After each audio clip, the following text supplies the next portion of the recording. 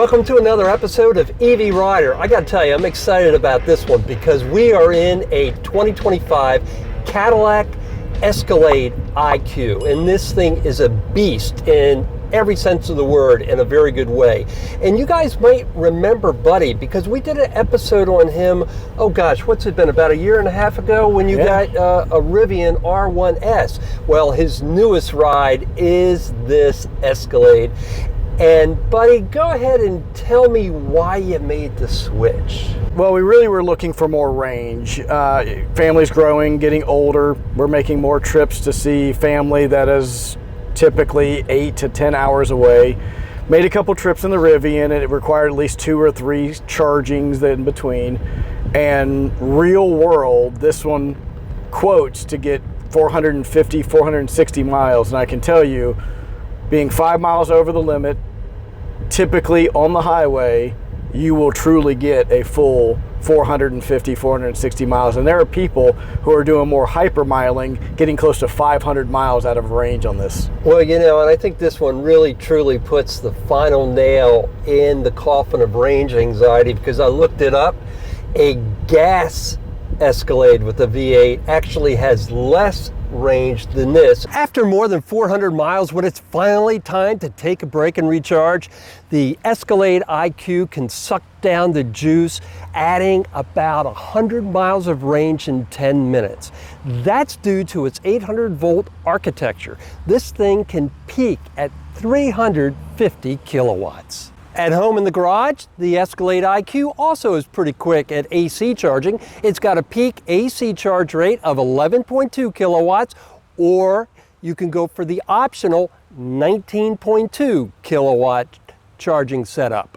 The Escalade IQ's battery is absolutely massive, checking in at 205 kilowatt hours. You know, here in Florida, we're also subject to power outages across the state when hurricanes hit, but Cadillac's got you covered there as well. You can purchase an optional kit that hooks into your circuit breaker box that allows the Escalade to power your entire home, including central air conditioning and refrigerator. It's called Vehicle to Home, or V2H for short. Some parking and off-road maneuvers are a bit easier than you might imagine with a vehicle this size due to a four-wheel steering feature that Cadillac calls Arrival Mode. So let's go ahead and compare what I would consider to be somewhat comparable, the Model X from Tesla, the Rivian, and the Escalade. How do they compare? I would say that the Model X Plaid was technologically more advanced, as in the Falcon wing doors. It was the yoke steering wheel. Everything was button push, very cutting edge, and I actually didn't like that. The tow rate was very low for a vehicle of that size, and ended up moving to the Rivian, 3 rows, and I would say a much more usable 3 rows than what the X was. Towing up to 7,700 pounds, and we pushed it. We have a boat that we were pulling that was roughly 7,000 pounds with gas in it, and it pulled it 0 to 60 in 3 seconds. Could go off-road, drift mode. So there was a lot of good things about the Rivian. But then we really started looking more towards what can we do from range-wise, and even towing with the air ride suspension that was on the Rivian, that it still kind of floated. This, on the other hand, being a longer 9,000 plus pound vehicle, 4-wheel steering, it feels like going from a half ton to going to a full ton when pulling a real load behind it. You know, the Escalade IQ is also ready for just about any driving condition that you could possibly think of. Between its 4-wheel steering, it's got a very tight turning radius. With all-wheel drive, obviously things like snow and sleet aren't a concern. If you want to go off-road, this thing also has a magnetic ride control and air control system, so you can actually lower it or raise it by about 2 inches. Have you done enough towing yet to get a true sense of what the hit on range is? We're seeing about 40% hit on range, which is even better. Again, Rivian was about 50% hit on range. If I was towing 5,000 to 7,000 pounds car trailer or boat trailer, we were seeing about 120 miles when you were kind of looking like, okay, we really need to find a spot. This one with towing, we're seeing more in the realm of 225, 230 before. You're kind of looking down going, okay, we really kind of need to find a charging station. Yeah, and you know, when it comes to what we've got here with the Escalade at the moment, it's kind of in a class of its own, because really, whether you're talking about the new VW ID Buzz or your old Rivian or anything out there in the EV space, there's nothing else out there that has this much passenger and cargo capacity. You know, the front trunk on the Escalade IQ is absolutely huge. This thing has 12.2 cubic feet of storage space. Inside here in the Cadillac IQ, you're talking a full 3-row SUV from top to bottom. You have wider seats where they had to move the control panels to the door. We are having more screens than you probably have in your house at this point.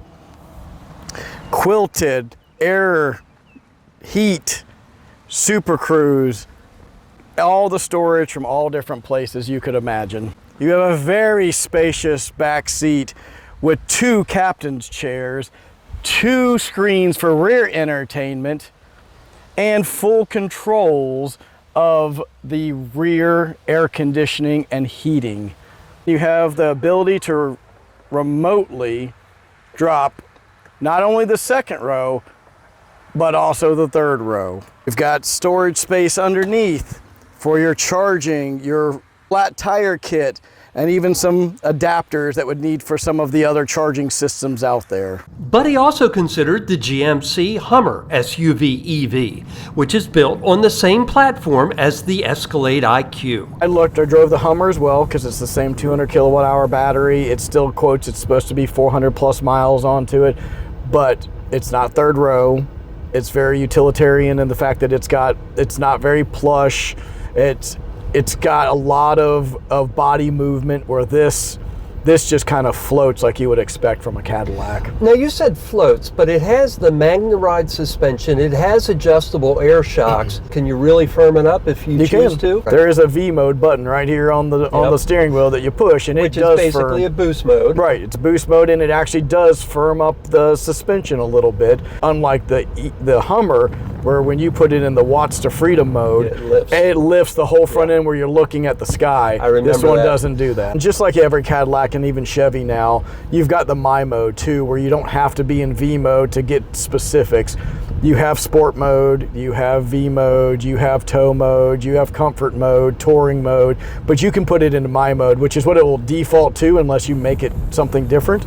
And that will do everything but put it in V mode for you. So you can say, I want heavier steering, I want better throttle response, I want 1 foot driving. You can tweak that to the My mode like you can in any Chevy or Cadillac product.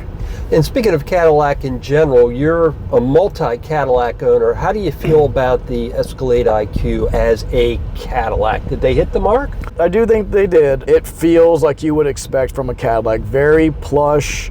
It has the presence, same type service you would expect going to a service center where you go into a regular Cadillac, and it's just the next level of service. I think in general they hit the Cadillac brand very well. I think they took what was really good with the Lyriq, and they took what was really good with the Cadillac, and they put it into the IQ. Go ahead and give me a quick comparison on build quality between the Model X, the Rivian, and the Escalade. And I would put them just in the exact way you just did. Model X to me was better than the Model 3 I had, but I would still say a lot of people say built like Tesla builds them. And so there were gaps, there were creaks, there were just little things.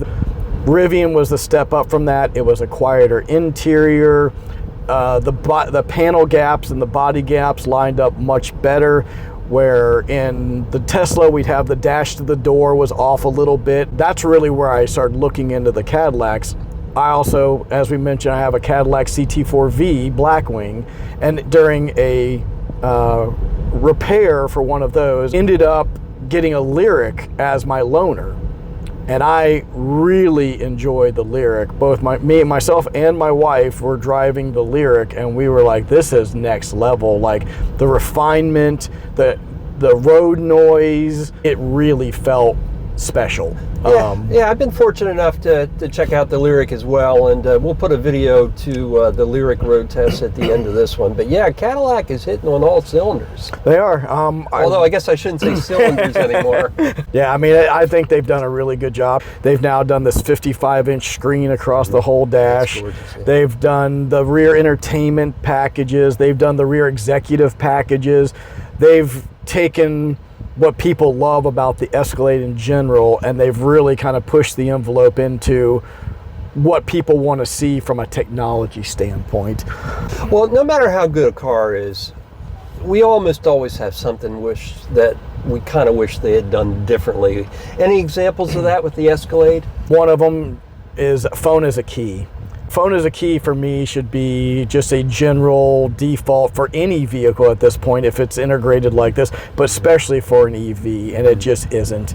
And it's not even an option. You still have to have a regular key fob. Sure, they have an app, but even the app is extremely slow to respond, where you could walk up to the Rivian or to the Tesla, hit the app, open it, you're done and you're ready to go. And for viewers that may not be aware, on a lot of EVs these days, including my Mustang Mach-E, you just approach a car, you get in the car, you start the car, and the car just recognizes your smartphone as the key, so you can literally just leave a fob behind. Even to the point that even in the Rivian, the key fob, and even the Teslas now, the key fobs are optional. You know, one of the things that GM has taken some heat over is the elimination of Android Auto and Apple CarPlay, but of course you still have Android Automotive. Right.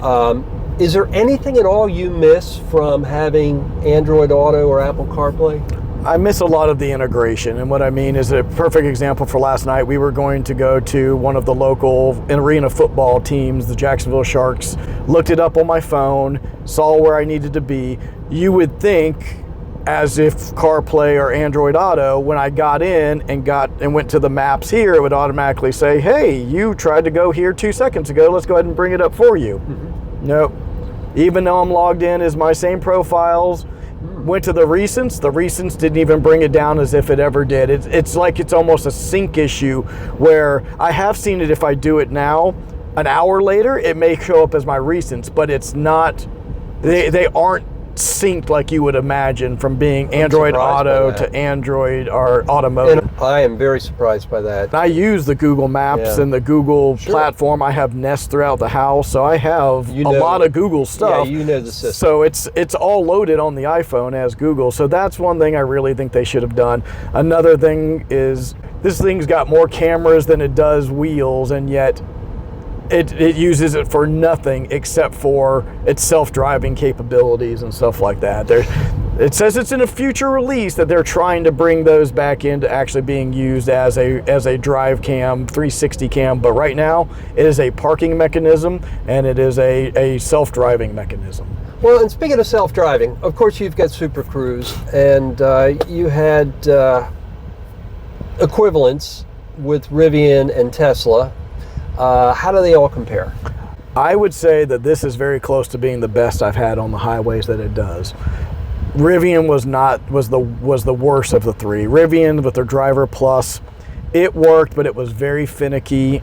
It really, I would say, didn't keep it in the lane as well as I would hope. It did some lane bouncing. I had my first Tesla had an enhanced autopilot. The second one had full self-drive.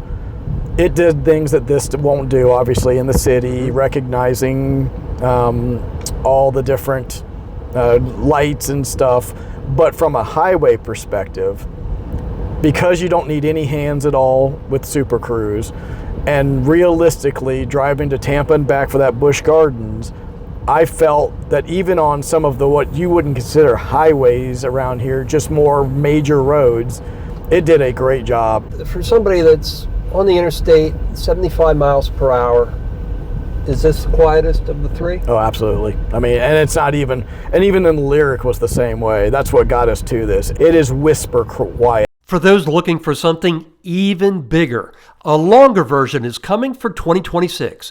It will be called the Escalade IQL and check in at 228.5 inches long to offer more cargo and passenger space. The IQL will be the longest SUV ever produced by General Motors, but that's still not as big as the 1974 through 77 Fleetwood 9-passenger sedan, which came in at a whopping 252.2 inches long. Thanks for watching this episode of EV Rider, and if you enjoyed it, please go ahead and give this video a like and subscribe to the EV Rider YouTube channel so I can bring you more adventures in EV motoring. Thanks again for watching, and we'll see you again soon.